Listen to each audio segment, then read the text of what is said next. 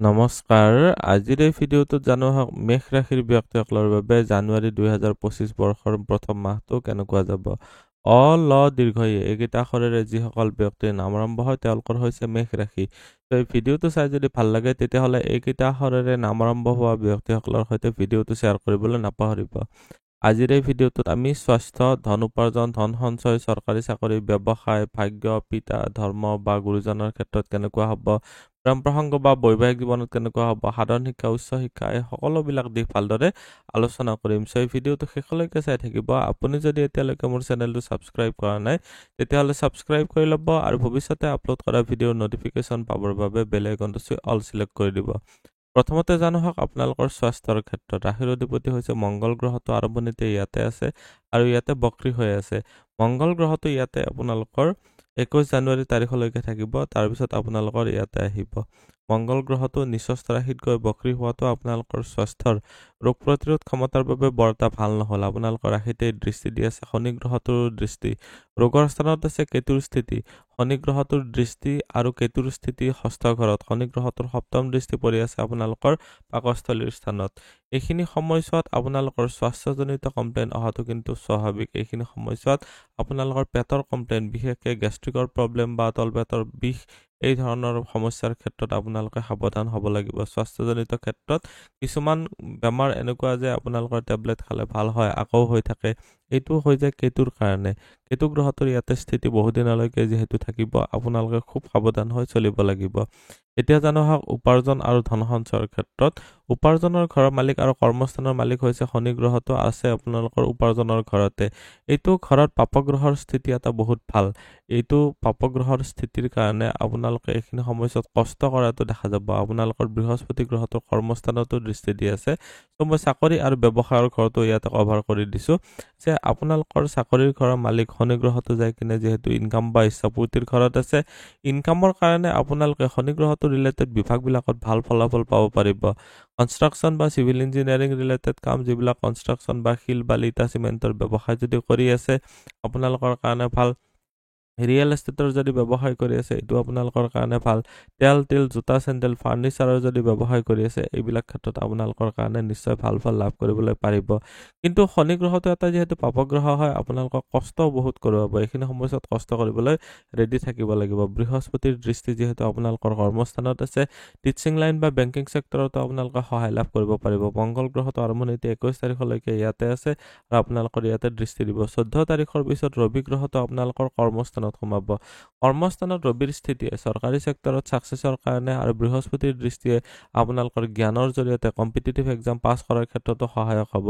বৃহস্পতিৰ দৃষ্টি আপোনালোকৰ কম্পিটিশ্যনৰ ঘৰতো আছে চ' বৰ্তমান সময়ছোৱাত আপোনালোকে অলপ খৰচ কৰক আপোনালোকে অলপ চেষ্টা কৰক ঘৰুৱা ছাপোৰ্ট লওক 14 তাৰিখৰ পিছৰ সময়ছোৱা বেছি ভাল দেখা গৈছে কৰ্মপ্ৰাপ্তিৰ কাৰণে এতিয়া যদি চাওঁ আপোনালোকৰ ব্যৱসায়ৰ ক্ষেত্ৰত বাৰু ধনস্থানটো কৈ দিছোঁ ধনস্থানত বৃহস্পতিৰ স্থিতি থকাৰ কাৰণে বৰ্তমান সময়ছোৱাত আপোনালোকে নিজৰ ইচ্ছা অনুযায়ী ধন উপাৰ্জন কৰিব পাৰিব বা ধন ছেভিংছো কৰিব পাৰিব শনি গ্ৰহটো ইনকামৰ ঘৰত থাকি আপোনালোকৰ ৰাশিৰ দৃষ্টি দিছে বুদ্ধিস্থানৰ দৃষ্টি দিছে আৰু অষ্টম ঘৰত দৃষ্টি দিছে কিছুমান আগৰ যদি শত্ৰুতা আছে তেতিয়াহ'লে এইখিনি সময়ছোৱাত সেইবিলাক আকৌ এক্টিভ হোৱাটো স্বাভাৱিক এইখিনি সময়ছোৱাত আপোনালোকৰ কিছুমান এক্সট্ৰা প্ৰব্লেম আনিব বৃহস্পতি ধনস্থানত থকাৰ কাৰণে আপোনালোকে ঘৰুৱা ছাপোৰ্ট ল'ব যদি বিচাৰি আছিলে তেতিয়াহ'লে এইখিনি সময়ছোৱাত পাব আপোনালোকৰ ধনত বৃদ্ধিৰ ক্ষেত্ৰত ভাল দেখা গৈছে ইয়াতে আপোনালোকৰ ব্যৱসায়ৰ ক্ষেত্ৰত চালে ব্যৱসায়ৰ ঘৰত অইন কোনো গ্ৰহৰ গোটেইটো মাহ দৃষ্টি নাই এইটো ঘৰৰ মালিক হৈছে শুক্ৰ গ্ৰহটো আৰু শুক্ৰ গ্ৰহটো আপোনালোকৰ ইনকামৰ ঘৰত আছে শুক্ৰ গ্ৰহটো 28 জানুৱাৰী তাৰিখলৈকে ইয়াতে আছে তাৰপিছত শুক্ৰ গ্ৰহটো 28 জানুৱাৰী তাৰিখে মীন ৰাশিত গুচি যাব তো শুক্ৰ গ্ৰহটো যিহেতু গোটেইটো মাহ প্ৰায় 28 তাৰিখলৈকে ইনকামৰ ঘৰতে আছে আপোনালোকে ব্যৱসায়ৰ ক্ষেত্ৰত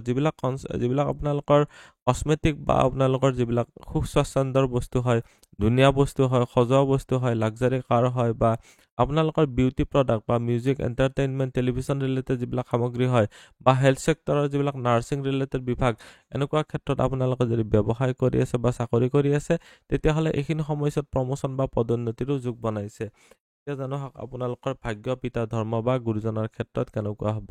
আপোনালোকৰ লাকৰ ছাপোৰ্ট এইটো ঘৰত 14 তাৰিখলৈকে ৰবি আছে আৰু বুধ গ্ৰহটো ইয়াতে আহিব 4 জানুৱাৰী তাৰিখে 4 জানুৱাৰীৰ পিছতে বুধ গ্ৰহটো আপোনালোকৰ ভাগ্যস্থানত যেতিয়া আহিব ভাগ্যস্থানত অহাৰ লগে লগে বুধ গ্ৰহটো যিহেতু আপোনালোকৰ ছাৰ্ভিচৰ ঘৰৰ মালিক আৰু আপোনালোকৰ পৰাক্ৰমৰ ঘৰৰ মালিক হৈ আহি কিনে ভাগ্যস্থানত আহিব 14 তাৰিখলৈকে বুধাদিত্য যুগৰো সৃষ্টি কৰিব তাৰপিছত ৰবি আপোনালোকৰ দশম ঘৰত যাব 14 তাৰিখলৈকে পিতাৰ ফালৰ পৰা ছাপোৰ্ট লাভ কৰিব পাৰিব ধৰ্মিক কৰ্মী ক্ষেত্ৰতো ভাল দেখা গৈছে কিন্তু অলপ শত্ৰুৰ প্ৰভাৱ দেখা গৈছে বুধ গ্ৰহটো আপোনালোকৰ কাৰণে শত্ৰু স্থানৰ মালিক হয় আৰু আপোনালোকৰ ভাগ্যস্থানত শত্ৰু স্থানৰ মালিকৰ স্থিতি বৰ এটা ভাল নহল এইটোৱে আপোনালোকক ভাগ্যৰ ক্ষেত্ৰত কিছুমান অলপৰ কাৰণে মিছ হৈ যাব পাৰে এনেকুৱা অপৰচুনিটি দেখা দিব পাৰে এইখিনি সময়ছোৱাত আপোনালোকৰ শত্ৰুৰ ফালৰ পৰা ডিষ্টাৰবেন্স পাব পাৰে প্ৰেম প্ৰসংগ বা বৈবাহিক জীৱনত চালে লাভ ৰিলেশ্যনশ্বিপৰ ঘৰৰ মালিক ৰবি ভাগ্যস্থানত আছে আৰম্ভণিতে 14 তাৰিখলৈকে তাৰপিছত ৰবি যাব ইয়াতে মুঠতে চাবলৈ গ'লে গোটেইটো মাহ ভাল বুলিয়ে ক'ব লাগিব শনি গ্ৰহটোৰ সপ্তম দৃষ্টি থকাৰ কাৰণে কেৱল সাৱধান হ'ব লাগিব আপোনালোকৰ জন্মচক্ৰত যদি শনিৰ স্থিতি ভাল নহয় তেতিয়াহ'লে আপোনালোকে এইখিনি সময়ছোৱাত নিজৰ প্ৰেমিক বা প্ৰেমিকাৰ ফালৰ পৰা বিড়ম্বনা বা এইখিনি সময়ছোৱাত ধোকাধাৰী বা বিচ্ছেদাত্মক কিছুমান চিন্তা আহিব পাৰে এইখিনি সময়ছোৱাত আপোনালোকে নিজৰ জীৱনসংগীৰ সৈতে ভালদৰে চলিবলৈ চেষ্টা কৰিব লাগিব বৈবাহিক জীৱনৰ ক্ষেত্ৰতো ক'লে যে ইচ্ছাপূৰ্তিৰ ঘৰৰ ক্ষেত্ৰত ভাল দেখা গৈছে শুক্ৰ গ্ৰহটো ইয়াৰ পৰা দৃষ্টি পৰি আছে আপোনালোকৰ ইয়াতে মংগল গ্ৰহটো ইয়াতে আছে আপোনালোকৰ 21 জানুৱাৰী তাৰিখলৈকে মংগল গ্ৰহটোৰ এই দৃষ্টি ইয়াতে আছে মংগল গ্ৰহটো ইয়াতে চতুৰ্থ ঘৰত থাকিলে মাংগলিক বুলি কোৱা হয় কিন্তু আপোনালোকে নাভাবিব যে এইটো মাংগলিক হৈছে কিন্তু আপোনালোকে এইখিনি সময়ছোৱাত বৈবাহিক জীৱনৰ ক্ষেত্ৰত অলপ ধৈৰ্য ধৰি চলিব পাৰিব লাগিব সাধাৰণ শিক্ষা আৰু উচ্চ শিক্ষাৰ ক্ষেত্ৰত চালে মংগল গ্ৰহটো আকৌ সাধাৰণ শিক্ষাৰ ঘৰত যিহেতু স্থিতি আছে বক্ৰী হৈ আছে অলপ অস্থিৰ ৰিজাল্ট আপোনালোকৰ এইখিনি সময়ছোৱাত কনচেন্ট্ৰেশ্যন আহোঁতে অলপ প্ৰব্লেম হ'ব পাৰে অধৈৰ্য নহ'ব এইখিনি সময়ছোৱাত অলপ ডিচিপ্লিন এজ এ কামাণ্ডাৰ এজন আৰ্মিৰ চিফৰ যেনেকুৱাকৈ ডিচিপ্লিন থাকে সময়ৰ কাম সময়ত মানে কৰিব লাগিব মানে কৰিবই লাগিব এনেকুৱা ধৰণে আপুনি যদি পঢ়িব পাৰে তেতিয়াহ'লে ভাল ফল লাভ কৰিবলৈ পাৰিব এইটো ঘৰত অন্য কোনো গ্ৰহৰ গোটেইটো মাহ প্ৰভাৱ নাই ৰাহুৰ একমাত্ৰ দৃষ্টি আছে ৰাহুৰ দৃষ্টি থকাৰ কাৰণে আপোনালোকে ক্ৰিয়েটিভ টেলেণ্টৰ জৰিয়তে ভাল ফলাফল লাভ কৰিবলৈ পাৰিব উচ্চ শিক্ষাৰ ঘৰত শনি গ্ৰহটোৰ দৃষ্টিৰ কাৰণে কনষ্ট্ৰাকশ্যন বা চিভিল ইঞ্জিনিয়াৰিং বা অইল ৰিলেটেড ক্ষেত্ৰত যদি পঢ়ি আছে তেতিয়াহ'লে আপোনালোকৰ কাৰণে ভাল এইটো ঘৰৰ মালিক ৰবিও আৰম্ভণিতে 14 তাৰিখলৈকে ইয়াতে আছে তাৰপিছত ৰবি যাই কিনে ইয়াতে সোমাব এইবিলাকো ভাল স্থিতি হৈছে বৰ্তমান সময়ছোৱাত আপোনালোকে উচ্চ শিক্ষাৰ ক্ষেত্ৰত যথেষ্টখিনি ভাল ফল লাভ কৰিবলৈ পাৰিব কেৱল কাৰো ওপৰত বিশ্বাস নকৰিব সাপোজ পৰীক্ষা দিব গৈছে কাৰোবাক কিবা এটা সুধি লিখি দিছে ভুলকেও ক'ব পাৰে বৰ্তমান সময়ছোৱাত সাৱধান হ'ব লাগিব আজিৰ এই ভিডিঅ'টোত মেষ ৰাশিৰ ব্যক্তিসকলৰ বাবে জানুৱাৰী মাহটো কেনেকুৱা যাব গোটেইখিনি জানিলো ভিডিঅ'টো চাই কেনেকুৱা লাগিলে কমেণ্টত নিশ্চয় জনাব আপুনি যদি আপোনাৰ বিষয়ে জানিব বিচাৰে তেতিয়াহ'লে হোৱাটছএপত কণ্টেক্ট কৰিব পাৰে ধন্যবাদ এইটো ভিডিঅ'ত আগবঢ়োৱা জ্ঞানখিনিৰ পৰা যদি আনৰো উপকাৰ হ'ব ভাবে তেনেহ'লে বন্ধুবৰ্গ আত্মীয় স্বজন আৰু চিনাকি মানুহৰ সৈতে শ্বেয়াৰো কৰিব